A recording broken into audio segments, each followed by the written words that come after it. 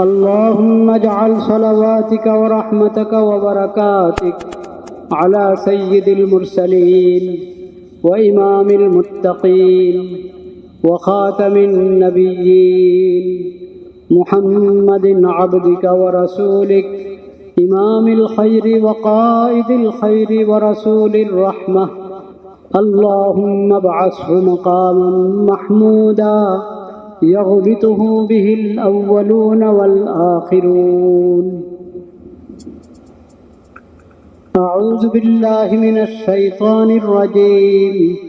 بسم الله الرحمن الرحيم. وما أرسلناك إلا رحمة للعالمين. يا أيها النبي إنا أرسلناك شاهدا ومبشرا ونذيرا وداعيا إلى الله بإذنه وسراجا منيرا. صدق الله مولانا العظيم وصدق رسوله النبي الكريم ونحن على ذلك من الشاهدين والشاكرين والحمد لله رب العالمين. আল্লাহ রব্বুল আলামিনের বড় মেহেরবানি, আল্লাহ তাআলা আমাদেরকে জুমার সালাত আদায়ের জন্য আল্লাহর ঘর মসজিদে আসার তৌফিক নসিব করেছেন। আলহামদুলিল্লাহ।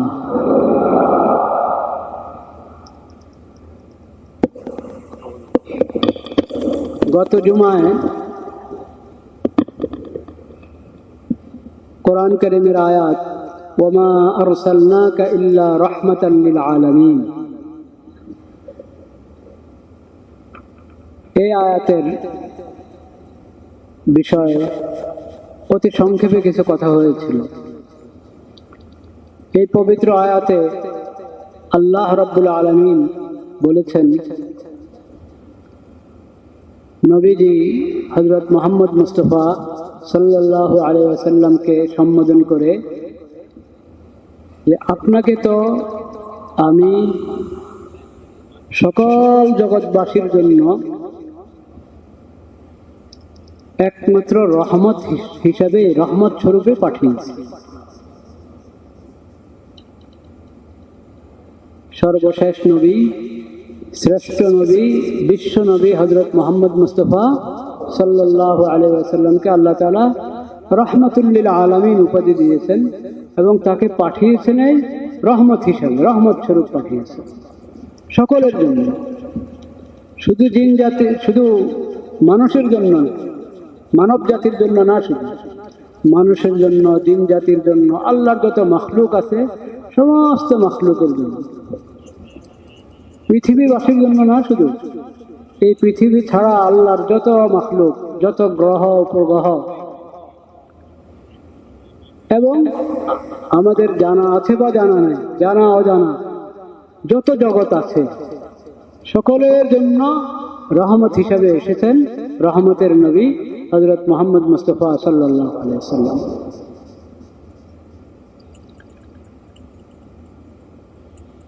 বলেছিলাম যে আমাদের রব্বুল আলামিন হলেন আরহামুর রাহিমিন। আমাদের রব্বুল আলামিন, আমাদের রব, আমাদের মাবুদ, আমাদের আল্লাহ হলেন কি? আরহামুর রাহিমিন। আল্লাহর গুণবাচক যে নামগুলো, সেই নামগুলোর মধ্যে সর্বপ্রথম নাম হলো আর রহমান। আল্লাহ, এটা তো সত্যগত নাম আল্লাহ। আল্লাহর যত গুণবাচক নাম ওগুলোর মধ্যে সর্বপ্রথম নাম হলো কি? আর রহমান। আল্লাহ রাব্বুল আলামিন বলেছেন, কুল উদউল্লাহ আও উদউর রহমান। আমরা আমাদের রবকে কি বলে ডাকবো? দোয়া করার সময় কি বলে আহ্বান করবো আল্লাহ তাআলাকে? আল্লাহ বলো, ইয়া আল্লাহ। রহমান বলো, ইয়া রহমান, ইয়া রহিম। লাহুল আসমাউল হুসনা। যত সুন্দর নাম, সবচেয়ে সুন্দর নামগুলো কার? আল্লাহ। তো এই সূরা ফাতিহার মধ্যে আমরা পড়ি আলহামদুলিল্লাহি রাব্বিল আলামিন, এরপরে আল্লাহর দুইটা গুণবাচক নাম একসাথে এসেছে, আর রহমান আর রহিম। আলহামদুলিল্লাহি রাব্বিল আলামিন আর রহমানির রহিম, রহমান এবং রহিম। তো রহমান, যার রহমত দয়ার কোনো কি নাই, শেষ নেই, এবং যার দয়া যার রহমত সবাইকে বেষ্টন করে আছে, সেই দয়াবান রব্বুল আলামিন, যার চেয়ে বড় দয়া মায়াওয়ালার কেউ হতে পারে না, সেই রহমান, সেই রহিম এবং আরহামুর রাহিমিন পাঠিয়েছেন আখির নবীকে কি হিসাবে? রাহমাতুল লিল আলামিন হিসাবে। আল্লাহর রহমত, সব রহমতের মালিক তো আল্লাহ তাআলা, সব রহমতের মালিক কে? আল্লাহ তাআলা। আল্লাহর রহমত যদি আমি পেতে চাই এই নবীর মাধ্যমে, রাহমাতুল লিল আলামিনের মাধ্যমে। রাহমাতুল লিল আলামিন সর্বশেষ নবী হযরত মুহাম্মদ মুস্তাফা সাল্লাল্লাহু আলাইহি সাল্লামের সূত্র ছাড়া আল্লাহর রহমত পাওয়ার কোনো কি নাই, উপায় নেই, কোনো পথ নেই।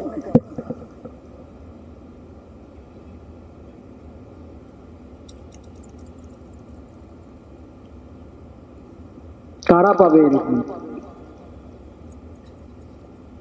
রব্বুল আলামিনের রহমত এবং রহমতের নবীর মাধ্যমে যে রহমত আমরা পাব, সে কি শর্তে, কি শর্ত, কিভাবে পাব? এই কথাটা আজকে কোরআন কারীমের আলোকে, কোরআন কারীমের আয়াত থেকে আমরা আলোচনা করার চেষ্টা করব ইনশাআল্লাহ।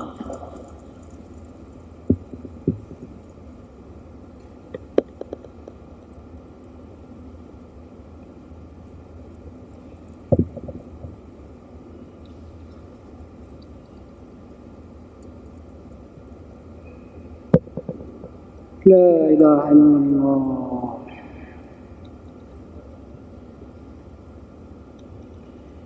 এই রহমত পেতে হলে, রাহমাতুল লিল আলামিনের মাধ্যমে আল্লাহর রহমত পেতে হলে প্রথম শর্ত ঈমান এবং তাকওয়া, ঈমান এবং তাকওয়া। ইয়া আইয়ুহাল্লাযীনা আমানুত্তাকুল্লাহ ওয়া আমিনু বিরাসূলিহি ইউতিকুম কিফলাইনি মির রাহমাতিহি ওয়া ইয়াজআল লাকুম নূরান তামশুনা বিহি ওয়া ইয়াগফির লাকুম ওয়াল্লাহু গফুরুর রহিম। সূরাতুল হাদীদের মধ্যে আল্লাহ তাআলা বলেছেন, হে ঈমানদারগণ, তোমরা আল্লাহকে ভয় করো, তাকওয়ার জীবন অবলম্বন করো, আল্লাহর রাসূলের প্রতি ঈমানের নবায়ন করতে থাকো। আল্লাহর প্রতি ঈমান এনেছি আমরা, আল্লাহর রাসূলের প্রতি ঈমান এনেছি, আল্লাহর কিতাব কোরআন কারীমের উপর ঈমান এনেছি। ঈমান এনে বসে থাকলে হবে না, ঈমানের নবায়ন চলতে থাকতে হবে, ঈমানের নবায়ন চলতে থাকতে হবে। ওয়া আমিনু বিরাসূলিহি ইউতিকুম কিফলাইনি মির রাহমাতিহি ওয়া ইয়াজআল লাকুম নূরান তামশুনা বিহি ওয়া ইয়াগফির লাকুম ওয়াল্লাহু গফুরুর রহিম। আল্লাহ তোমাদেরকে ডবল রহমত দেন যদি রাসূলের প্রতি ঈমান আনো, তাকওয়ার জিন্দেগি অবলম্বন করো, তাহলে আল্লাহ তাআলা ডবল রহমত দিবেন এবং তোমাদের জন্য একটি আলো দান করবেন, যেই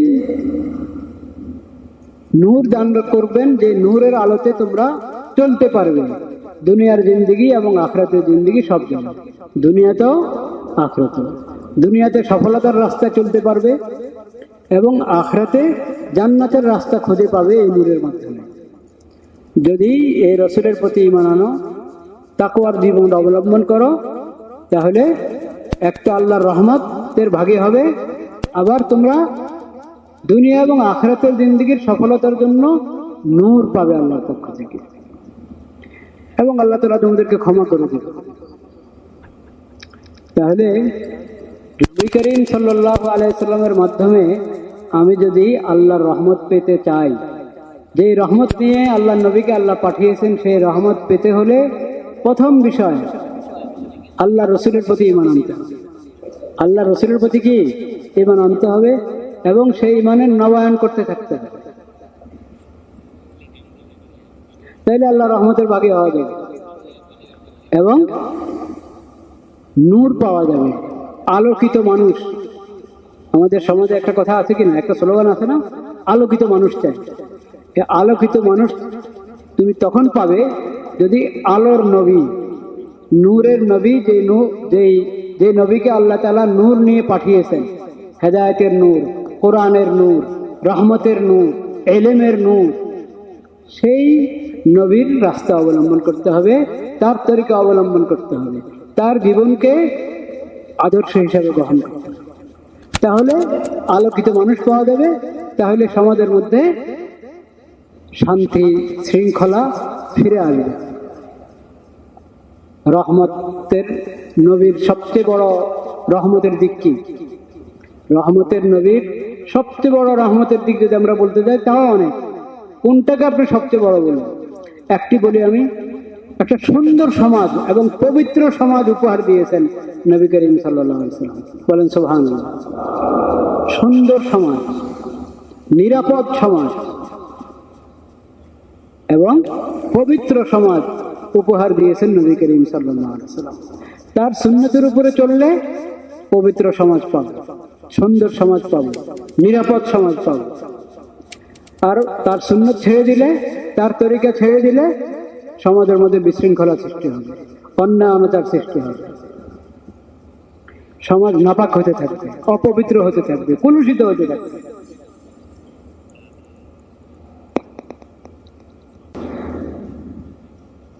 সূরা আলে ইমরানের মধ্যে আল্লাহ তাআলা বলেছেন, ওয়া আতিউল্লাহ ওয়ার রাসূল লাআল্লাকুম তুরহামুন। আল্লাহর আনুগত্য করো, আল্লাহর রাসূলের আনুগত্য করো, তাহলে তোমরা রহমত পাবে। আল্লাহর আনুগত্য, আল্লাহর রাসূলের আনুগত্য, তাহলে কি পাবো আমরা? রহমত পাবো। ওয়া হাযা কিতাবুন আনজালনাহু মুবারাকুন ফাত্তাবিউহু ওয়াত্তাকু লাআল্লাকুম তুরহামুন। রহমতের আল্লাহ রহমতের নবী পাঠিয়েছেন, আখিরি নবীকে, তার প্রতি রহমতের কিতাব কোরআন কারীম আল্লাহ তাআলা অবতীর্ণ করেছেন। আল্লাহ বলছেন, এই বরকতপূর্ণ কিতাব আমি অবতীর্ণ করলাম, এই কিতাবের যে বিধিবিধান, এই কিতাবের যত হেদায়েত, এগুলোর তোমরা অনুসরণ করো, তাকওয়ার জিন্দেগি অবলম্বন করো, লাআল্লাকুম তুরহামুন, তাইলে তোমরা রহমত পাবে।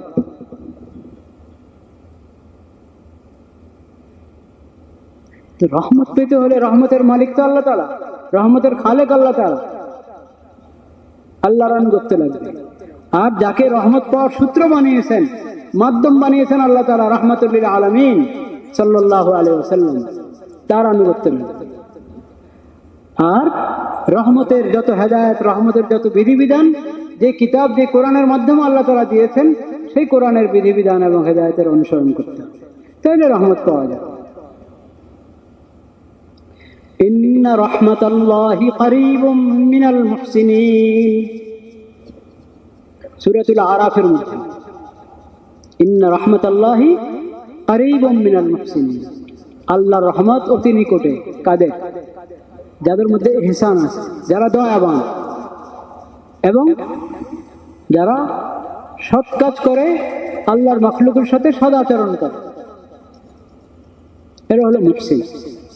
নেক কাজ করে, সৎ কাজ করে এবং আল্লাহর মাখলুকের সঙ্গে সদ্ব্যবহার করে, আল্লাহর মাখলুকের প্রতি দয়া করে। এই মুহসিন যারা, মুহসিন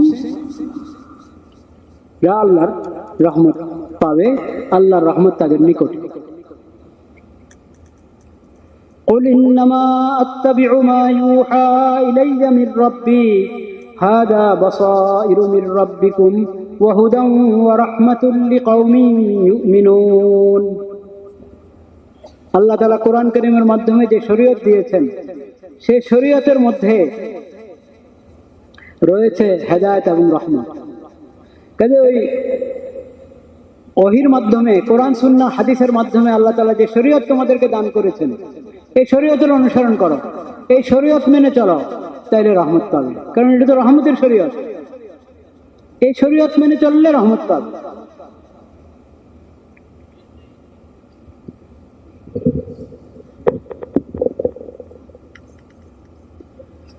فأما الذين آمنوا بالله واعتصموا به فسيدخلهم في رحمة منه وفضل ويهديهم إليه صراطا مستقيما। سورة النساء মধ্যে فأما الذين آمنوا بالله واعتصموا به فسيدخلهم في رحمة منه। আল্লাহর প্রতি ঈমান আনো আর আল্লাহর দেওয়া কোরআন কারীমকে মজবুত করে ধরো, কোরআনের বিধিবিধান, কোরআনের হেদায়েত মজবুত করে ধরো, তাহলে আল্লাহর রহমতে তুমি প্রবেশ করবে। দুনিয়াতেও আল্লাহর রহমত পাবে, আখিরাতেও আল্লাহর রহমত পাবে। সিরাতে মুস্তাকিমের উপরে চলা আল্লাহ তাআলা তোমার জন্য সহজ করে দিবেন। সিরাতে মুস্তাকিমের উপর আল্লাহ তোমাকে পরিচালিত করবে। যে সিরাতে মুস্তাকিম নিয়ে পাঠিয়েছেন আল্লাহ তাআলা কাকে?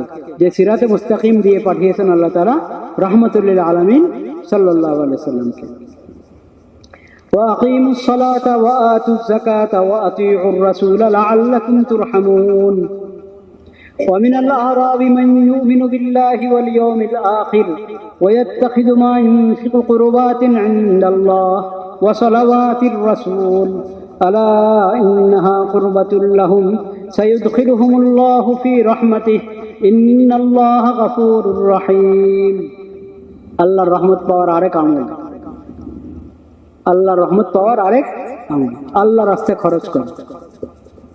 আল্লাহর রাস্তায় খরচ করাকে বোঝা মনে করে খরচ করবা না। আল্লাহর রাস্তায় খরচ করবা খুশি খুশি, স্বতঃস্ফূর্ত ভাবে, মন থেকে খরচ করবে, আল্লাহর নৈকট্য অর্জনের জন্য খরচ করবে।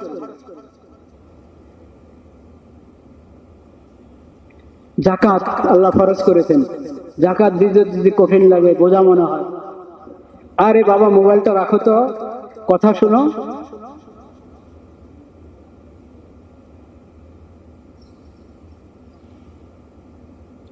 আল্লাহ রাব্বুল আলামিন যাকাত ফরজ করেছেন।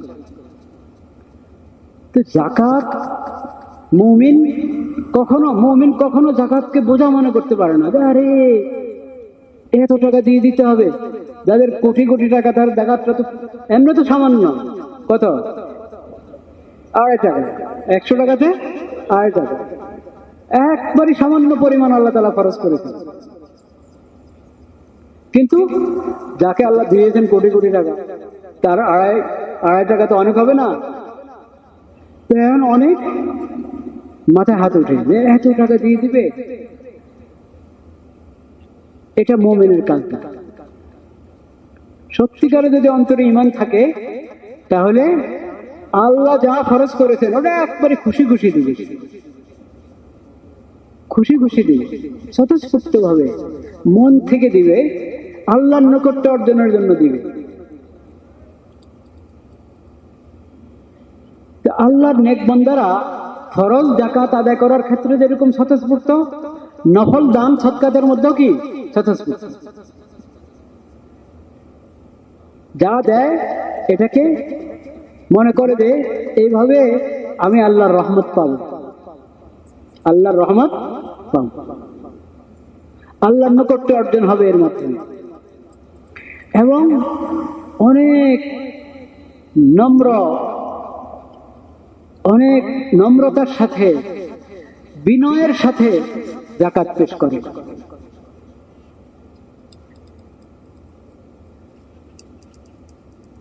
والذين يؤتون ما آتوا وقلوبهم وجلة।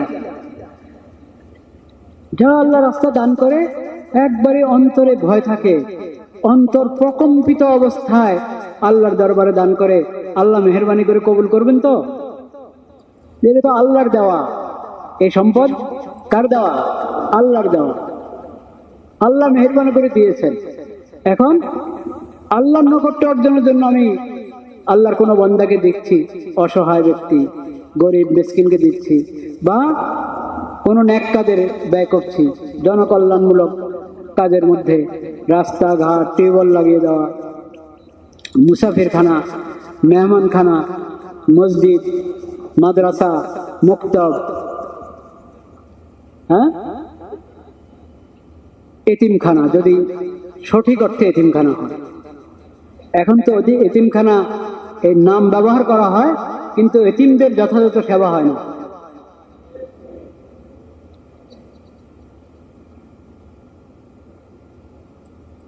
আর এতিমখানার নামে কেন এতিমখানা করতে হবে? এতিমখানার নামে এতিমখানা করা তো দরকার না। এতিমদেরকে প্রত্যেকে নিজে জিম্মাদারিতে নিয়ে নেবেন। প্রত্যেকে যদি এতিমদেরকে জিম্মাদারিতে নিয়ে নেয়, যথেষ্ট। তাদের পড়াশোনা যেখানে হয় আপনি খোঁজ নেন, আপনি নিজে খোঁজ নিয়ে শরীক হন, তাদের ব্যয় বহন করেন, তাদের খরচ আপনি বহন করেন। এতিমখানার নাম দিতে হবে না। নাম দেওয়াদের দোষ তা বলছি না, নাম দেওয়া আপত্তি না, নাম দেওয়া যেতে পারে, কিন্তু আসল তো হলো তাদের সেবা, তাদের যত্ন নেওয়া, তাদের তালিম এবং তরবিয়ত, তাদেরকে আল্লাহর নেক বান্দা হিসেবে গড়ে তোলা, আদর্শ মানুষ হিসেবে গড়ে তোলা। এই সেবা যত্ন, এটা হলো আমাদের দায়িত্ব এতিমদের ব্যাপারে। তো যেই অঙ্গনেই আমি খরচ করি, আল্লাহকে রাজি করার জন্য খরচ করব, বিনয়ী হয়ে খরচ করব, আল্লাহর নৈকট্য অর্জনের জন্য খরচ করব, এবং স্বতঃস্ফূর্ত খরচ করব। যেটা খরচ করতে কষ্ট হয়, যে পরিমাণ খরচ করতে কষ্ট হয়, যে জিনিসটা খরচ করতে কষ্ট হয়, ওটা খরচ করার চেষ্টা করি।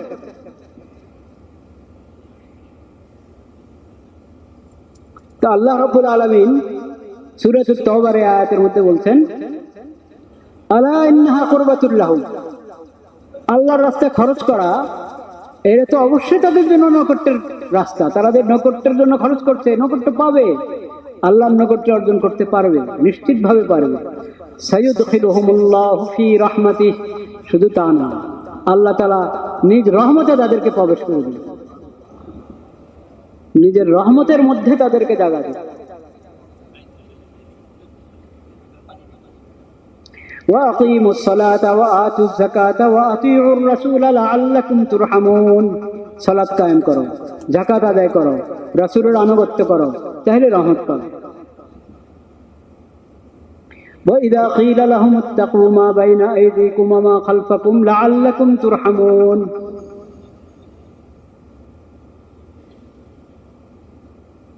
আল্লাহর রহমত পাওয়ার আরেকটা বিষয়, সেটা হলো উদাসীন হয়ে থাকবে না কখনো। ফিকির করো, ভাবো, সামনের জিন্দেগি নিয়ে ভাবো। এই আর কয়দিন, এরপরে তো মৌত আসছে, কবরের পরে হাসর, কি হালাত হবে তখন? আমরা পিছনে কি করে এসেছি, আল্লাহর কত নাফরমানি করেছি, কত গুনাহ করেছি, কোন সময় আমরা আল্লাহ পাকড়াও করেন। সামনে কি, আমার ভবিষ্যৎটা কি? মৃত্যুর আগের ভবিষ্যৎ না, মৃত্যুর আগের ভবিষ্যতে এখন আমাদের ফিউচার, এটা হলো অতি সামান্য ফিউচার। ফিউচার নিয়ে আমরা দাঁড়াই ভাবি, মৃত্যুর আগের ফিউচার নিয়ে ভাবি। আসল যেটা, সেটা তো মৃত্যুর পর থেকে যে ফিউচারের শুরু আছে কি নাই, শেষ নাই, ওটা নিয়ে ভাবতে হবে। ওগুলো নিয়ে ভাবলেই তো আমার মধ্যে তাকওয়া সৃষ্টি হবে, আল্লাহর ভয় আসবে, আখিরাতের ফিকির আসবে, আমি নিজেকে শুধরানোর চেষ্টা করব, তাহলে আল্লাহর রহমত পাওয়া যাবে ইনশাআল্লাহ। فَأَمَّا الَّذِينَ آمَنُوا وَعَمِلُوا الصَّالِحَاتِ فَيُدْخِلُهُمْ رَبُّهُمْ فِي رَحْمَتِهِ ذَلِكَ هُوَ الْفَوْزُ الْمُبِينُ। ঈমান আনো, নেক আমল করো, নেক আমল, ইবাদত বন্দেগীর মধ্যে নেক আমল, লেনদেনের ক্ষেত্রে নেক আমল, এবং সামাজিক যত রীতিনীতি সেখানে নেক আমল, অন্যের হক আদায় করার ক্ষেত্রে নেক আমল, অন্তর্জগতের ক্ষেত্রে নেক আমল। মানব জীবনের একবারে ব্যক্তি জীবন থেকে নিয়ে রাষ্ট্রীয় এবং পররাষ্ট্র জীবন পর্যন্ত সব ক্ষেত্রে নেক আমল করো, আমিলুস সালিহাত।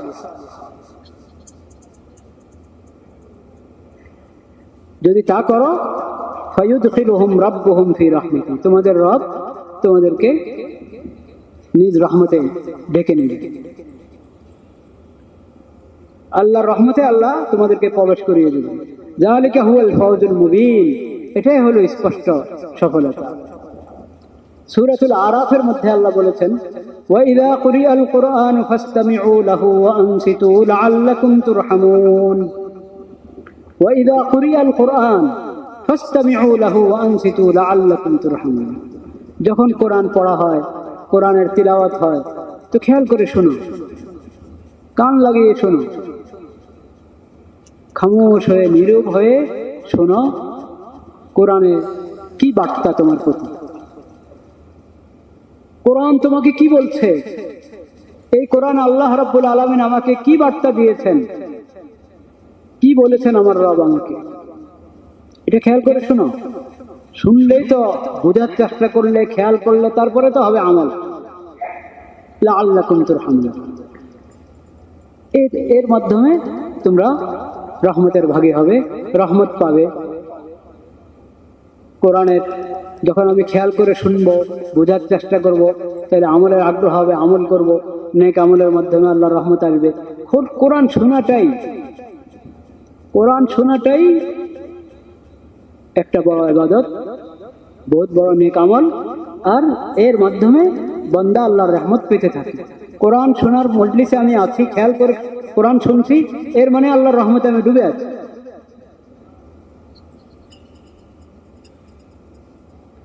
লাউলা তাস্তাগফিরুনাল্লাহ লাআল্লাকুম তুরহামুন, সূরাতুন নামলের মধ্যে, তোমরা কেন ইস্তেগফার করছো না? ইস্তেগফার করলে তো আল্লাহর রহমত পাবে। আল্লাযী লা ইলাহা ইল্লা হুয়াল হাইয়ুল কাইয়্যুম ওয়া আতুবু ইলাইহি, আস্তাগফিরুল্লাহাল্লাযী লা ইলাহা ইল্লা হুয়াল হাইয়ুল কাইয়্যুম ওয়া আতুবু ইলাইহি। ইস্তেগফারের মাধ্যমে আল্লাহর রহমত পাবে। আরো অনেক আমল ইনশাআল্লাহ আল্লাহ হায়াত রাখলে পরে আলোচনা হবে। দেখেন আপনি কোরআন কারীম যদি আমরা খেয়াল করে তেলাওয়াত করি, তাহলে এই প্রশ্নের উত্তর পাবো কিনা যে রব্বুল আলামিন আর রহমানুর রহিম, আর রহমানির রহিম, সেই রব যে রহমতের নবী পাঠিয়েছেন রহমাতুল লিল আলামিন, ওই রহমত আমরা কিভাবে পাবো? এই প্রশ্নের উত্তর কোরআনে আছে কি নাই? দেখলেন কতগুলো রাস্তা আল্লাহ দেখিয়েছেন, কতগুলো আমলের কথা বলেছেন, এইভাবে তোমরা আল্লাহর রহমত পাবে। আমরা পাচ্ছি না কেন? আমাদের সমাজে আল্লাহর রহমতের অভাব আছে কিনা? আছে। কেন? সেটা এই জন্য আমাদের দ্বিমুখী কারবার। কি? হ্যাঁ, আমাদের ঈমান কার প্রতি? আল্লাহর প্রতি, আল্লাহর রসুলের প্রতি, আল্লাহর কোরআনের প্রতি, ঠিক কিনা? কোরআনের প্রতি আমাদের ঈমান আছে না? আল্লাহর রসুলের প্রতি ঈমান, আল্লাহর প্রতি ঈমান। ঈমান না থেকে তো মুসলমানের না। আল্লাহর প্রতি ঈমান আছে, আল্লাহর রসুলের প্রতি ঈমান আছে, আল্লাহর দেওয়া আল্লাহর অবতীর্ণ করা কোরআন কারীমের প্রতি ঈমান, আল্লাহ যে শরীয়ত দিয়েছেন নবীর মাধ্যমে সেই শরীয়তের উপর কি? ঈমান। আমাদের ঈমান একদিকে, আমাদের আচরণ আরেকদিকে। এটা হলো মুসিবত। আমাদের সমাজে যে রহমতের অভাব, এটার কারণ হলো ঈমান এনেছি, কিন্তু আমাদের চাল চলন, আচরণ, উচ্চারণ, কর্মকাণ্ড এগুলো অন্যদিকে। ঈমান একদিকে, ঈমান একদিকে, কর্মকাণ্ড বিপরীতমুখী। এই যে এখন আপনার সিরতের আলোচনা পুরা দেশে আপনি দেখবেন, রবিউল আউয়াল মাসে সিরতের আলোচনা হচ্ছে। নবীজির সিরত তো 12 মাস আলোচনা করার বিষয়। মুমিনের পুরা জিন্দেগি তো নবীজির সিরত অনুযায়ী হবে। সিরতের চর্চা শুধু রবিউল আউয়ালে হয় না, এটা পুরো বছর 12 মাস সব দিন। আমি যদি সুন্নতের উপর চলতে চাই, তো প্রতিদিনই তো আমাকে জানতে হবে, বুঝতে হবে এই বিষয়ে নবীজির সুন্নত কি। একজন ব্যবসায়ী ব্যবসা করছে, দোকানদার দোকানে যাচ্ছে, দোকান খুললো, তার বুঝতে হবে কিনা যে দোকান পরিচালনার ক্ষেত্রে নবীজির শিক্ষা কি, এটা জানতে হবে কিনা, না জানতে হবে না? জানতে হবে। গ্রাহক দোকানে যাচ্ছে, তো একজন গ্রাহকের ব্যাপারে নবীজির সুন্নাত কি, এটা জানতে হবে না? জানতে হবে। এরকম আমাদের জিন্দিগির সকল অঙ্গনে, জিন্দিগির সকল অঙ্গনে সব শ্রেণীর মানুষ, সব পেশার মানুষ নিজের পেশার ক্ষেত্রে, নিজের কাজের ক্ষেত্রে একবারে ঘুম থেকে ওঠার পর থেকে নিয়ে আবার বিছানা যাওয়া পর্যন্ত, ঘুমের সময় ঘুম ভাঙলো তখন, সর্ব অবস্থায় নবীজির শিখানো হেদায়েত কি, আল্লাহ এই বিষয়ে কি হেদায়েত দিয়েছেন, এগুলো জেনে এগুলোর উপর আমল করার দরকার কিনা? দরকার। তাইলে আমার নবীজির সুন্নত, নবীজির সিরতের প্রয়োজন বছরে একবার পড়ে না প্রতিদিন পড়ে? প্রতিদিন, সব কাজের ক্ষেত্রে প্রতিদিন। তো ওটার চর্চা কোথায় করি আমরা? নবীজি শিক্ষা দিয়ে গেছেন একটা পবিত্র সমাজের, পবিত্র সমাজ যেটার মধ্যে না জুলুম, কোন জুলুম থাকবে, অন্যায় অবিচার থাকবে, আর না যে সমাজের মধ্যে কোন ধরনের অপবিত্রতা, অশ্লীলতা থাকবে। নবীজির ব্যাপারে আল্লাহ রাব্বুল আলামিন কোরআন কারীমে বলেছেন, গত জুমায় প্রথম রাকাতে পড়া হয়েছে সূরাতুল আরাফের আয়াত, ইয়ামুরু বিল মারুফ, ইয়ামুরুহুম বিল মারুফ ওয়া ইয়ানহাহুম আনিল মুনকার। নবীর কাজে হয়েছে যেটা ভালো, যেটা সৎ, সেটার নির্দেশ দেওয়া। নবীর কাজে হয়েছে যেটা অন্যায়, অবিচার, যেটা খারাপ, অশ্লীল, ওটা থেকে বাধা দেওয়া, বারণ করা। ইউহিল্লু লাহুমুত তাইয়্যিবাত, যেটা পাক পবিত্র ওটা হালাল। ওয়া ইউহাররিমু আলাইহিমুল খাবাইস, যেটা বিশ্রী এবং অশ্লীল এবং ঘৃণিত যত কাজ, কর্ম, বস্তু ও সবকিছু হারাম ঘোষণা দেওয়া নবীর কাজ।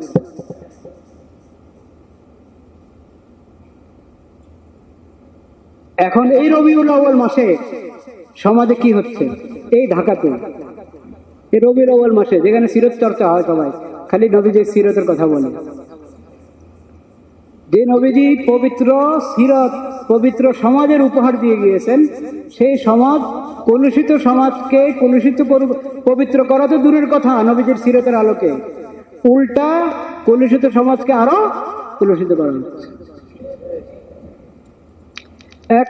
এক অফিসে, এক পত্রিকার অফিসে, এক দৈনিকের অফিসে গোল টেবিল হয়েছে। কি? ওখানের বিষয়বস্তু হলো, আল্লাহ তুমি ক্ষমা করে দাও। ওখানের বিষয়বস্তু হলো যৌনকর্মীদেরকে, তাদেরকে স্বাভাবিক জীবন যাপন করতে পারে সেজন্য সবার দৃষ্টিভঙ্গি পরিবর্তন করতে হবে। এই যৌনকর্মী নাম কিন্তু এটা নতুন নাম। পুরানো মানুষরা বলেন, এটাকে আগে শুনতেন আপনারা, পত্র পত্রিকা এই শব্দ দেখতেন, যৌনকর্মী, এটা নতুন নাম। জিনা এটাকে নাম দিয়েছে যৌনকর্ম, জিনাকে নাম দিয়েছে কি? যৌনকর্ম। পতিতালয়কে নাম দিয়েছে যৌন পল্লী। তো একটা তারা বলে পরিসংখ্যান নাকি চালিয়েছে জামালপুর কোন জায়গায়, ওখানে অনেকেই এই আল্লাহর লানত, আল্লাহর গজবের এই অশ্লীল কাজে জড়িত। এখন তাদের প্রতি দয়া কি হবে? তাদের প্রতি দয়া হলো তাদেরকে স্বাভাবিক সমাজে ফিরে আনো, নাকি স্বাভাবিক সমাজে ফিরে আনো। এই পাপের কাজ, এই ঘৃণিত কাজ, ওটাতে ঘৃণিত এবং পাপ, এটা তাদেরকে বুঝাও। এটা যে অশ্লীলতা তাদেরকে বুঝাও, তাদেরকে স্বাভাবিক সমাজে নিয়ে আসো, তাদের সবার বিয়ে করে দাও, এটা সরকারের কাজ। সবাইকে বিয়ে দিয়ে দাও, ওই মেয়েদেরকে সবাইকে বিয়ে দিয়ে দাও, তাদের বিয়ের ব্যবস্থা করে দাও, তাদের ঘর বাড়ি নিতে ঘর বাড়ির ব্যবস্থা করো। তারা তো সমাজ থেকে বের হয়ে ওখানে গিয়েছে, প্রত্যেকেই তার সমাজে ফিরে যেতে পারে। যদি ব্যবস্থা না থাকে, ব্যবস্থা করা সরকারের দায়িত্ব। কিন্তু এরা, এই বুদ্ধিজীবীরা সরকারকে পরামর্শ দিচ্ছে, জনগণকে পরামর্শ দিচ্ছে, তোমরা তাদের এই অশ্লীলতাকে মেনে নাও।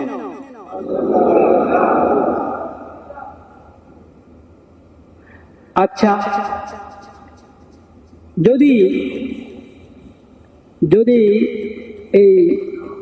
এই ধরনের এই ঘৃণিত পেশার সাথে যারা জড়িত, তাদের বাচ্চা কাচ্চা হলো, এই বাচ্চাদের জন্ম নিবন্ধন কিভাবে হবে? জন্ম নিবন্ধনে বাপের নাম লিখতে হয় না? তো এদের জন্ম নিবন্ধন কিভাবে হবে? এদের জন্ম নিবন্ধন নিয়ে একটা জটিলতা। এখন তারা পরামর্শ দিচ্ছে এটাকে স্বাভাবিক করো, মানে জন্ম নিবন্ধনে মায়ের নাম দিলে তো হয়, বাবার নামের দরকার কি? বলেন নাউযুবিল্লাহ। এক কুফর আরেক কুফরকে টেনে আনে, এক কুফর আরেক কুফরকে টেনে আনে, এক হারাম আরেক হারামকে টেনে আনে। সন্তানের বংশ এটা এবং পরিচয় আল্লাহ রাব্বুল আলামিন নির্ধারণ করে দিয়েছেন কোরআন কারীমে। কার নামে হবে? বাপের নামে। কার নামে? বাপের নামে। এই যে অশ্লীল কাজ, এটা যে অপরাধ, এটা যে হারাম, ঘৃণিত কাজ, শত কারণ, একটা কারণ তো এটাই, এর কারণে বংশ পরিচয় বাকি থাকবে না। এর কারণে কি থাকবে না? বংশ পরিচয় বাকি থাকবে না। এখন তারা বংশ পরিচয় দিতে চায় কার মাধ্যমে? মার মাধ্যমে। মার নাম লিখবে, বাপের নাম লিখবে না। বলেন নাউযুবিল্লাহ। এক হারামের সমর্থন করতে গিয়ে আরেক হারাম, এক কুফরি কাজের সমর্থন করতে গিয়ে আরেক কুফরি কাজ। এটা ছিল নবী করিম সাল্লাল্লাহু আলাইহি ওয়াসাল্লামের শিক্ষা। এই রবিউল আউয়ালে আমাদের প্রধান উপদেষ্টার এসেছে,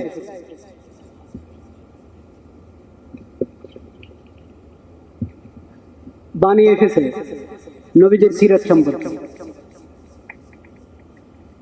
বিভিন্ন পত্রিকায় এসেছে। সেপ্টেম্বরের 6 তারিখ 2025, 6 সেপ্টেম্বর 2025 বিভিন্ন পত্রিকা পড়লে দেখেন এই ওনার এই বাণী পাবেন। তো রবিউল আউয়ালে এই বাণী দেওয়া হলো, আর সেই রবিউল আউয়াল কে কলুষিত করা হচ্ছে, অপবিত্র করা হচ্ছে এই ধরনের কুফরি এবং হারাম চিন্তা চেতনা, হারাম এবং কুফরি কার্যক্রম দিয়ে। এটা কি দেশের প্রতি বিচার হলো না অবিচার? সরকারের প্রতি বিচার হলো না অবিচার?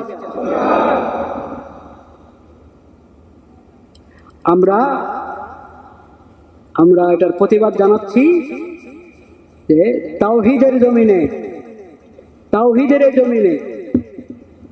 এই ধরনের অশ্লীলতা এবং সমাজকে অপবিত্র করা, দেশকে অপবিত্র করা, মানুষের আকীদা বিশ্বাসকে অপবিত্র করার কোনো সুযোগ নেই।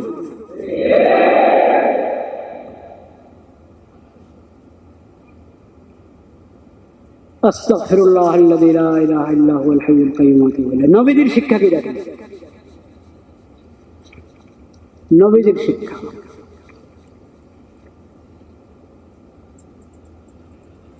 আবু উমামা রাদিয়াল্লাহু তাআলা আনহু হাদিসটি বর্ণনা করেন, মুসনাদ আহমদ থেকে আমি পড়ছি, মুসনাদ আহমদের বর্ণনা 22,211 নম্বর হাদিস।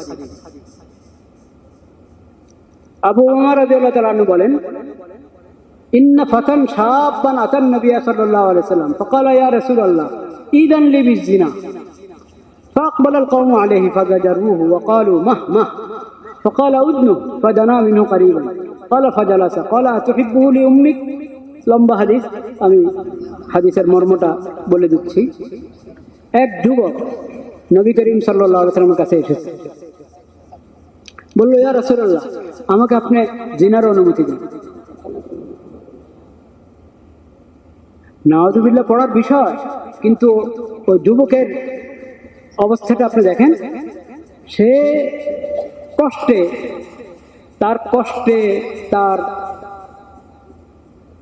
সে এখন ভাবছে, মনে করছে যে আমার তো কোনো বিয়ে করে নাই, এখনো স্ত্রী নাই, তার পেরেশানি।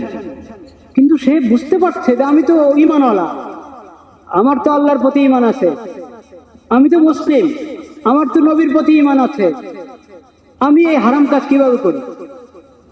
এটা তো হারাম, এটা তো আমি করতে পারি না। এই জন্য ঠিক আছে, আমি নবীদের কাছে গিয়ে বলি, আমার কথা অবস্থা তাকে পেশ করি, যদি উনি অনুমতি দেন তাহলে করলাম। ঈদ আনলে বিজি না, আমাকে দিনের অনুমতি দেন। তার পেরেশান এসে বলল। এখন এই প্রশ্ন শুনেই তো আশপাশের লোকেরা পেরেশান না, যে কি বলে চুপ কর কি বলো আস্তাগফিরুল্লাহ, হ্যাঁ রাসূলুল্লাহ কি বলতেছো তুমি? কিন্তু রহমতের নবী বলেন উদনু, রহমতের নবী তাকে বলেছেন তুমি কাছে আস, কাছে আস, তুমি কাছে আস। সে কাছে আস, কাছে আসার পর নবী করিম সাল্লাল্লাহু আলাইহি ওয়াসাল্লাম তাকে বললেন আতুহিব্বুল উম্মি, আচ্ছা যে কাজটা তুমি করতে চাচ্ছ, তোমার মায়ের জন্য এই কাজটা পছন্দ করো তুমি? তোমার মার সঙ্গে কাউ এরকম এই অন্যায় কাজ করবে, এই অশ্লীল কাজ করবে, তুমি এটা পছন্দ করো, এটা চাও? বলে যে না না না না রাসূলুল্লাহ কি বলেন, আল্লাহর কসম এটা তো হইতেই পারে, কেমন করে? বললেন যে ওয়ালান নাসু ইউহিব্বুনাহু লিউম্মাহাতিহিম, তো মানুষরা তো কেউ তার মার জন্য এটা পছন্দ করবে, অন্য তুমি যেরকম তোমার মার জন্য পছন্দ করছো না, কোন সন্তান তার মার জন্য এটা পছন্দ করবে না যে সে এরকম কাজে জড়িত হবে।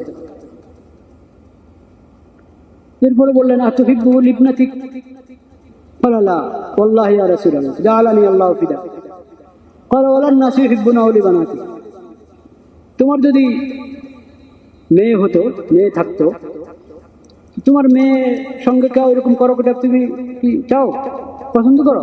না না ইয়া রাসূলুল্লাহ আল্লাহর কথা, এটা হইতেই পারে না। তো কেউ তো অন্য কেউ তো তার মেয়ের জন্য এটা পছন্দ করবে। এরপর আফাতুহিব্বু লি উখতি, তোমার বোনের ব্যাপারে এটা চাও তুমি, তোমার বোনকে কেউ এরকম করো, অপমান করো? করে না আল্লাহ, আল্লাহর কথা, না না না এটাও নেই। কিন্তু অন্যরা তো চাবে না যে তার বোনের সাথে এরকম করে। এরপর বলেন আফাতুহিব্বু লি আম্মাতি, তোমার ফুফুর সঙ্গে এরকম হোক, তুমি এটা চাও?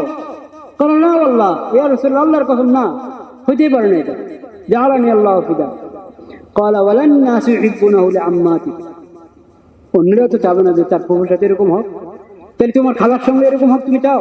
না না না আস্তাগফিরুল্লাহ, তুমি অন্যরা তো চায় না যে তার খালার সাথে এরকম, তো তুমি যে অনুমতি চাচ্ছ, যেই কোনো মেয়েকে তুমি এভাবে ব্যবহার করতে চাও, সে তো কারো মা হবে না, কারো বোন হবে না, কারো খালা হবে না, কারো ফুফু হবে না, কারো মেয়ে হবে, যেটা তুমি তোমার জন্য পছন্দ করছো না। তুমি কিভাবে একজন মেয়েকে এরকম তার সঙ্গে এরকম কাজ করতে চাও যেটাতে তোমারও, তুমিও লাঞ্ছিত, সেও লাঞ্ছিত হবে, তার ইজ্জত নষ্ট হবে, তোমার ইজ্জত নষ্ট হবে, এবং তার পুরো খানদান কষ্ট পাবে। এরপর এটা হলো নবী করিম সাল্লাল্লাহু আলাইহি ওয়াসাল্লাম যুক্তি দিয়ে তাকে বোঝালেন। কি দিয়ে বোঝালেন? যুক্তি দিয়ে বোঝালেন। এগুলোকে বলে যুক্তি। এখন তো যুক্তিবাদের শেষ নাই, বুদ্ধিজীবীর শেষ নাই। তারা বুদ্ধি দেয় যে তুমি যৌন কর্মকে তোমার পেশা বানাও, বলেন নাউযুবিল্লাহ।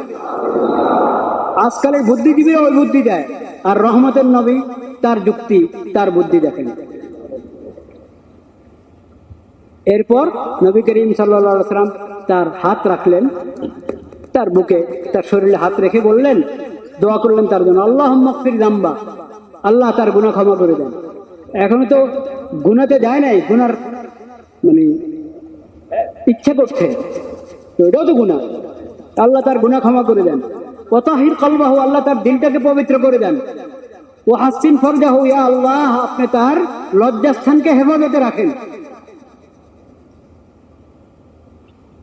قال فلم يكن بعد ذلك الفتى يلتفت الى شيء, নবী করিম সাল্লাল্লাহু আলাইহি ওয়াসাল্লাম তাকে বুঝালেন, তার বোঝানোর বরকতে এবং তার দোয়ার বরকতে ওই যুবকের হালাত এমন হয়ে গেছে, এরপরে কোনো দিকে তাকাইতো না। একটু রাস্তা চলার সময় ডানে বামে তাকানো, হ্যাঁ, অপাত্রে দৃষ্টি দেওয়া, কখনো তার কোনো দিকে তাকাতেও না, সে একবারে নিচের দিকে তাকিয়ে হাঁটতো। বলেন সুবহানাল্লাহ।